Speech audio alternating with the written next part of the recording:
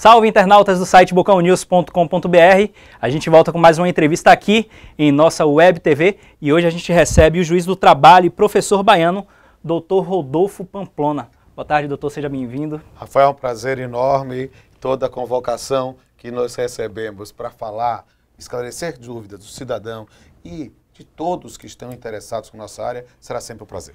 E é isso mesmo que a gente vai fazer aqui, esclarecer as dúvidas.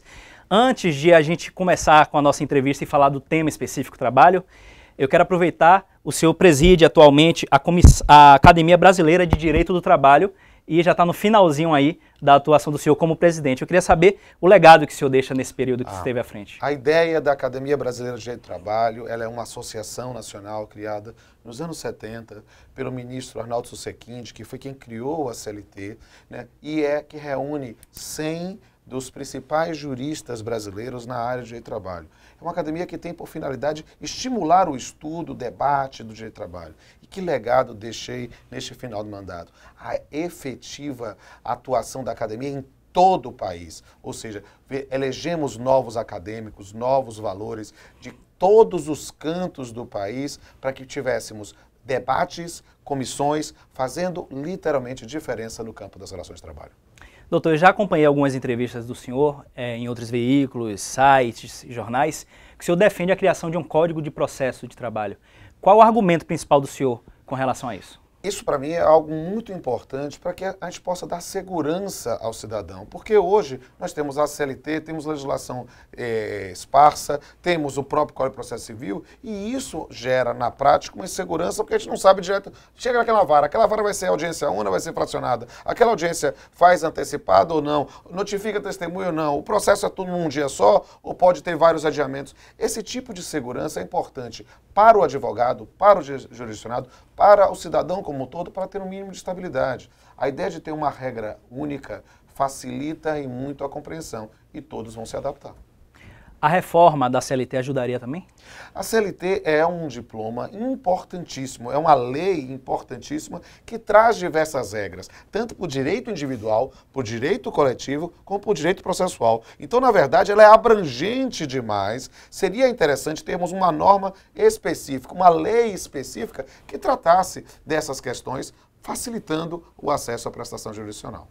Ok, a gente conversa aqui com o Dr. Rodolfo Pamplona, ele é juiz e também aliás, eu queria fazer um adendozinho aqui, estava vendo na biografia do senhor que o senhor é poeta, músico também, vai por outras vertentes aí da arte. O direito é uma arte também. O direito é uma arte e um dos meus campos de estudo é justamente a interface do direito com a arte, porque a arte ela permite vários campos de conscientização do direito, de aprendizado do direito e, na verdade, você tem um direito da arte e uma arte do direito, que é o que a gente tenta fazer a cada dia.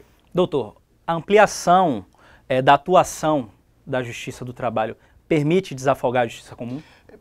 Parece que essa é uma coisa que eu tenho defendido já há muitos anos. Nós temos que fazer que a Justiça do Trabalho seja a Justiça do trabalho, não a Justiça dos desempregados. É preciso que nós atuemos nas relações de emprego antes que se gere uma extinção, havendo uma mudança de mentalidade de empregados e empregadores, mas também em todas as modalidades de trabalho humano, também no trabalho autônomo, também no trabalho cooperativado, também em todas uma das modalidades que nós possamos dar dignidade ao cidadão trabalhador sem tratar o empregador como um bandido. A ideia não é essa, é preciso dar dignidade de forma bilateral, mas de uma forma que nós valorizemos o esforço e o suor humano. Aproveitando essa resposta do senhor, eu vi que o senhor também defende, eu esqueci agora o termo que o senhor usa, mas em relação a conflitos entre empregados e empregadores, o pagamento de um salário enquanto o processo corre, não é isso? Essa é uma tese que é algo que a gente pode trabalhar, mas é um tema bem profundo. Porque Sim. O que é que acontece? Na verdade, o que é que acontece na prática? A Justiça do Trabalho não virou Justiça do Trabalho, virou Justiça dos Empregados. Por quê? Porque dos desempregados. Porque o indivíduo sofre na relação, sofre na situação, mas ele não tem coragem de reclamar. Por quê? Porque ele não tem proteção ao seu emprego. Então, qual é a situação? Nessas hipóteses, com muita frequência, a própria empresa procura, no exercício do seu direito de defesa, é verdade, mas muitas vezes que o processo demore ainda mais para ser julgado. Ou seja, todo o ônus, todo o peso do tempo recai na mão do reclamante. O que é que eu digo? Determinadas circunstâncias em que há controvérsia sobre pagamento, deveria se estabelecer o que eu chamo de salário de tramitação. O que é isso?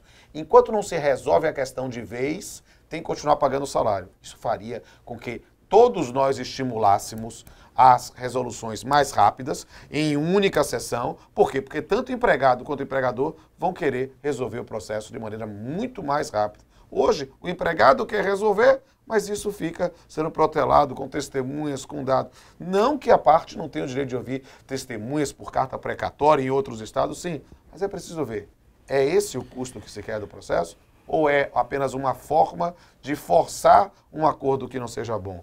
Perceba, não sou contrário ao acordo, ao contrário, sou amplamente favorável. É preciso que nós resolvemos de forma negociada, né? É sempre melhor um mau acordo do que uma boa sentença, mas é preciso que as pessoas façam isso porque tomaram consciência de que é muito melhor resolver em paz do que ir para a briga, e não porque foram forçadas pela necessidade a fazer isso.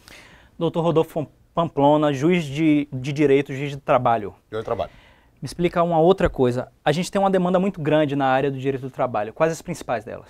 Olha, na verdade, nós temos demandas que são tradicionais na relação de emprego, né? Que são das parcelas rescisórias, discussão sobre recolhimento de FGTS, discussão sobre horas extras, mas, na verdade, ganhamos muito, nos últimos tempos, um novo campo de demandas, que são os pedidos sobre danos morais. Por quê? Porque as pessoas passaram a tomar consciência de que não devem passar em branco determinadas agressões. Se no passado as pessoas não iam porque tinham medo, hoje a tomada de consciência e a busca de outras formas de subsistência faz com que elas tenham coragem de colocar seu grito para fora.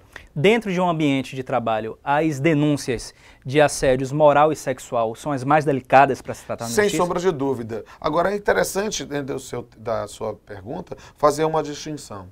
Tanto o assédio moral como o assédio sexual são problemas antiquíssimos apenas com nomes novos. Agora, isso é sintomático. O assédio moral é hoje um dos temas mais comuns nas demandas trabalhistas. Eu não me lembro da última pauta que eu fiz que não tenha pelo menos um processo em que se discutia alguma questão de um dano moral ou decorrente de um assédio moral ou algo do gênero. Já o assédio sexual, embora extremamente comum, não é tão debatido. Por quê? Porque, naturalmente, as pessoas têm os seus pudores, têm a questão da intimidade, a própria noção da dificuldade da produção da prova. É muito complicado imaginar isso. Até mesmo porque há muita dificuldade em identificar quando é que é um assédio sexual ou uma cantada, às vezes grosseira, né? É preciso verificar realmente o dado. Por quê? Porque num ambiente de trabalho é perfeitamente natural que as pessoas despertem desejos, paixões, amores, mas a ideia do assédio não é nisso. O assédio é na limitação, né? Seja na chantagem, seja na restrição da liberdade. Qual a opinião do senhor com relação à terceirização da atividade fim?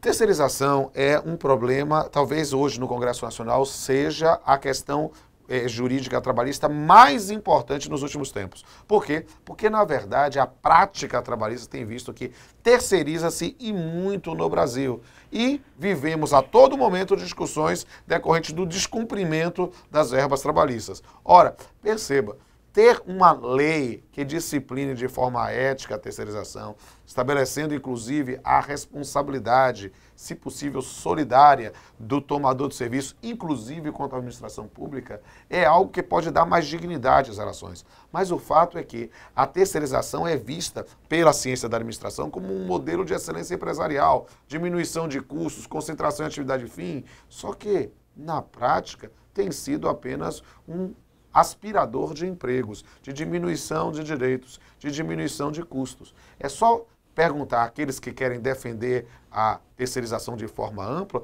começarem a investigar especificamente, na maior parte dos nossos trabalhadores terceirizados, se eles têm tido seus direitos básicos atendidos.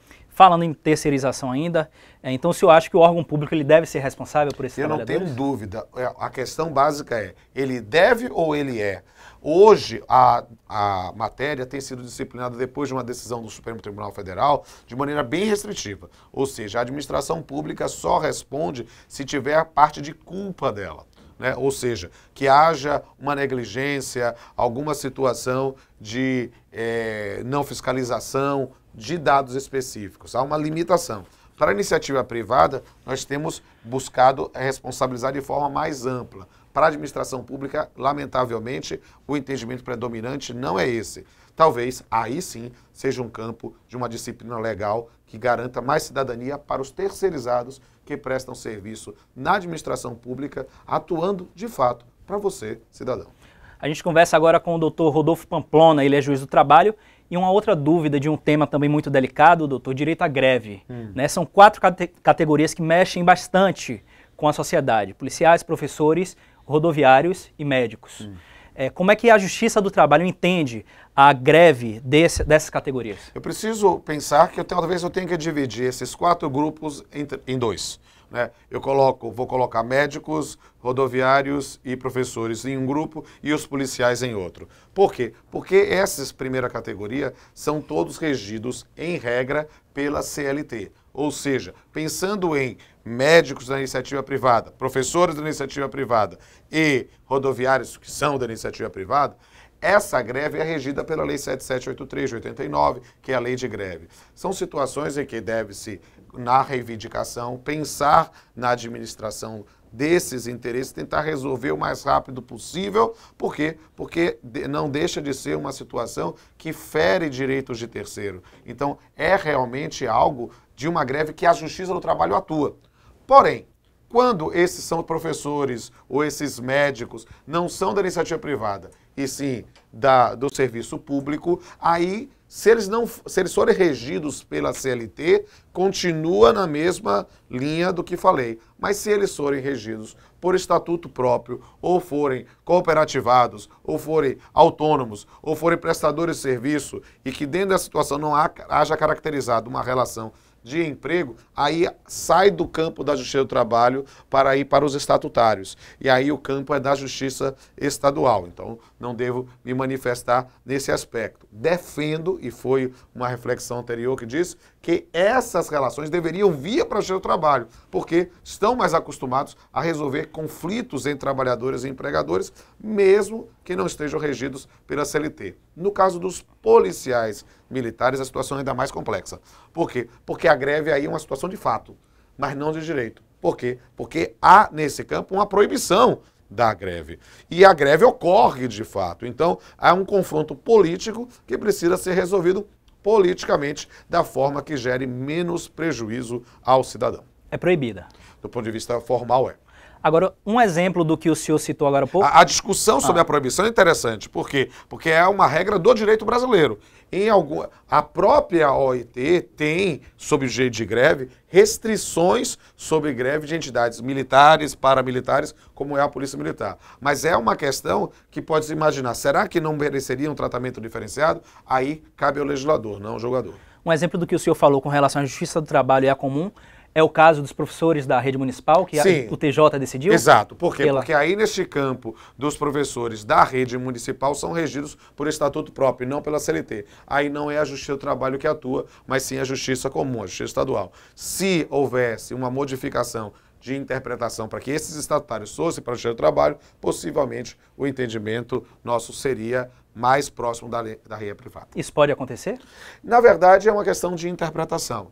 Quando houve uma modificação da Constituição, a chamada reforma do Judiciário, defendeu-se, e eu continuo defendendo, que esses conflitos deveriam ter vindo para o Justiça do Trabalho. Não foi algo expresso, mas foi uma mudança de uma expressão, de relação de emprego para relação de trabalho, que a gente pensa como um gênero, porque eles são trabalhadores, embora não sejam empregados, né? Então, a ideia é que isso teria vindo para o Justiça do Trabalho, mas o Supremo Tribunal Federal decidiu que não devemos dar qualquer interpretação que inclua os estatutários na Justiça do Trabalho. Então, enquanto não for modificada a decisão do Supremo, nesse caso é bem mais complexa, ou não for feita uma emenda constitucional especificamente, a matéria continua sobre a guarda da Justiça estadual para servidores municipais e estaduais e federal para servidores estaduais. Agora, ainda nessa seara de greve, com relação àquele percentual de 70% que tem que estar em serviço, essa é uma construção interessante. Não, isso não é previsto em lei. Isso foi construído jurisprudencialmente. Na verdade,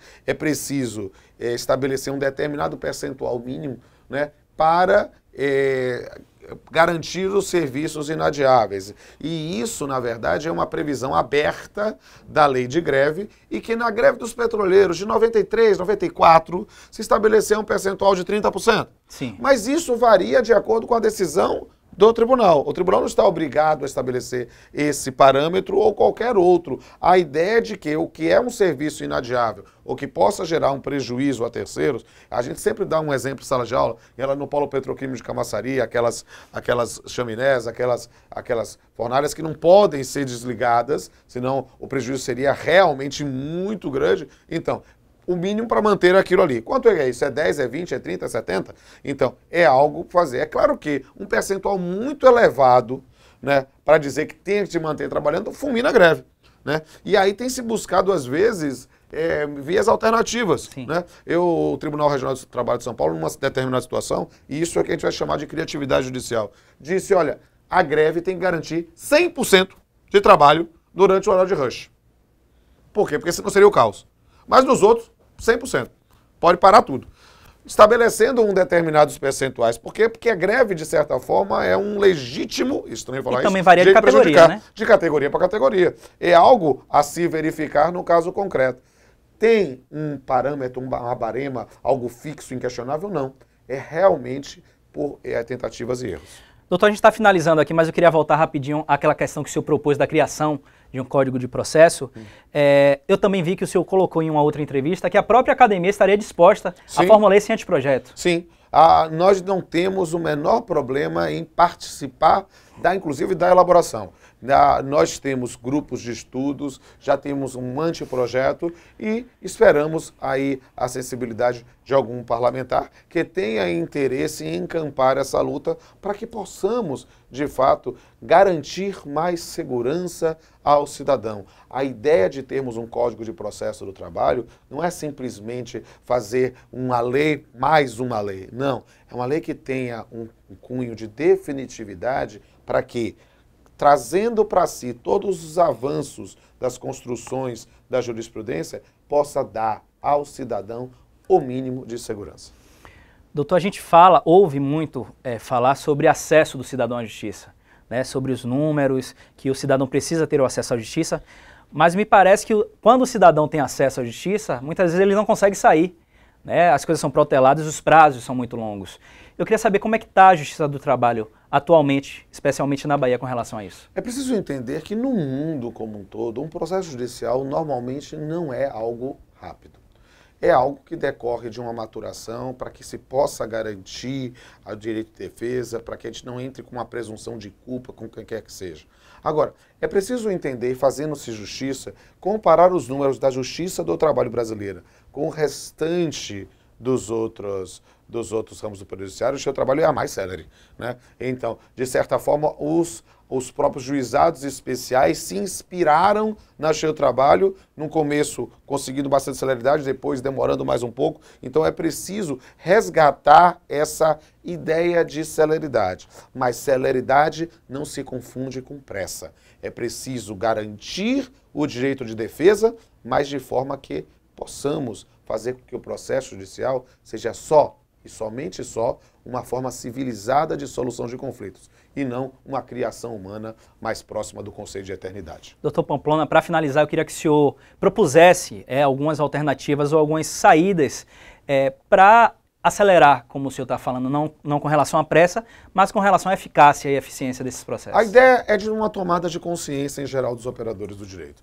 É preciso talvez mudar um pouco a mentalidade. Em vez de pensarmos só em números, pensarmos em soluções. Então, a ideia de tentar buscar dentro das pautas uma solução negociada é sempre melhor. Dentro dessa ideia de solução negociada, tentar simplificar a nossa prestação jurisdicional. Talvez reduzindo o número de pedidos ou fracionando os processos para que nós possamos resolver mais rápido cada uma das questões por uma efetiva afinidade. Hoje, nós estamos numa situação que parece uma sinuca de bico, né? Nós temos pedidos cada vez em maior quantidade, né?